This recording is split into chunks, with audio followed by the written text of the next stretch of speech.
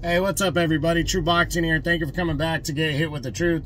So today we're doing the 2023 top 10s, and we are going to look at my #1 featherweight in the world, the reigning IBF featherweight champion, Luis Alberto Lopez. Now, before we get into that, if you could smash the like button, leave a comment, or subscribe to the channel, I really do appreciate any and all support that I can get as I continue to build my channel here. So we're closing out the featherweight division right here. I'm going to talk about Lopez, and then I will kind of do a state of the featherweight division as we head into 2024. So Luis Alberto Lopez entered the year 7th in the world at featherweight, and he moves all the way up to #1. Actually, him and Lee Wood made the biggest jumps from 7 to 1, and Lee Wood from 8 to 2. And again, Lopez and Wood were very close. I might have put Wood #1 if he didn't give up his belt to move up to 130. Lopez is right here. He's solid. He was entering the year coming off of an upset majority decision victory over Josh Warrington to capture the IBF featherweight championship, and it was in Warrington's hometown, our home country, and it was a big win. It was a big win. It was an upset, and he really proved himself. But it didn't get any easier. Bob Arum would match him up against Michael Conlan in May in a fight that most thought he was going to lose, myself included. I thought Michael Conlan would beat him, and he dominated Michael Conlan and knocked him out with an uppercut in the 5th round to retain his championship. Then in September, he returned to defend his title in an all-Mexican showdown against Joet Gonzalez. He came in the favorite, the solid favorite, and but we knew it would be a banger of sorts, and it was just that. They went at it. Lopez outworked Gonzalez, but Gonzalez had his moments and kept it close. It was a good battle, but Lopez got a deserving, hard-fought but deserving 12-round unanimous decision as he retained his title again. And now he closes out 2023 as the reigning IBF champion. And in my opinion, based on his accomplishments, he's the top dog at 126. He's not leaving the division like Lee Wood is and Josh Warrington is. He's not really in question, and will he remain in the top 10 at the end of the year? I think so, because I think Lopez, win or lose this year, is lobbying to get the Inoue showdown if Inoue ever moves up to 126.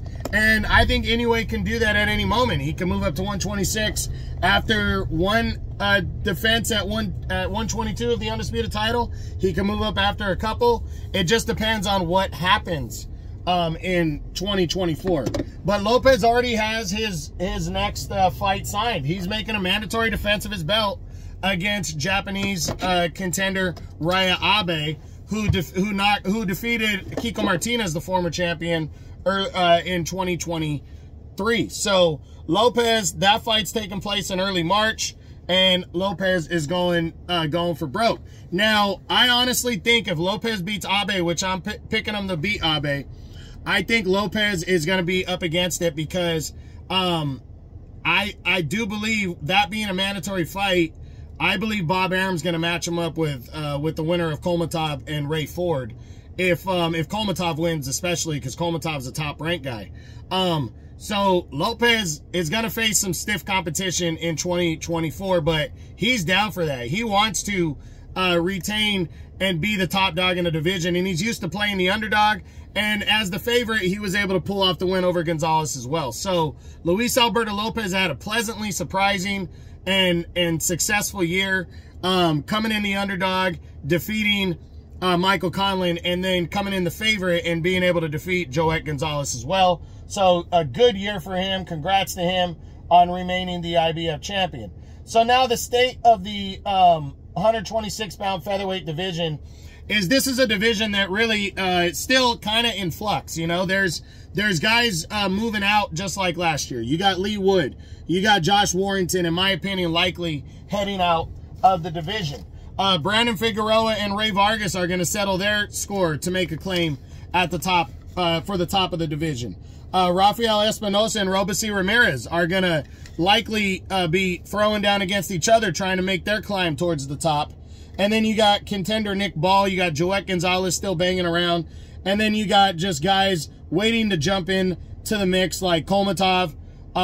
Rhea Abe's getting a shot. You got Arnold K. Guy, Ruben Villa, Larate Diamani, Sergio Sanchez, and Stephen Fulton Jr. could make a splash at 126 as well. So I do believe the featherweight division is going to change up. I don't think Luis Alberto Lopez is going to retain the top spot by the end of the year, but I do think it's going to be an interesting climb towards there, and I think we're going to see some good featherweight fights at 126 in 2024. So be paying attention. Make sure to be on the lookout for all the featherweight belts, all the featherweight top 10 fights. And that's it. That's what I got. That's my number one fighter and the state of the featherweight division, Luis Alberto Lopez, the reigning IBF champion at 126 pounds featherweight. And these are my 2023 top 10s. I hope you enjoyed the video. If you did, smash the like button, leave a comment, or subscribe to the channel. I appreciate any and all support. This is True Boxing. You've been hit with the truth.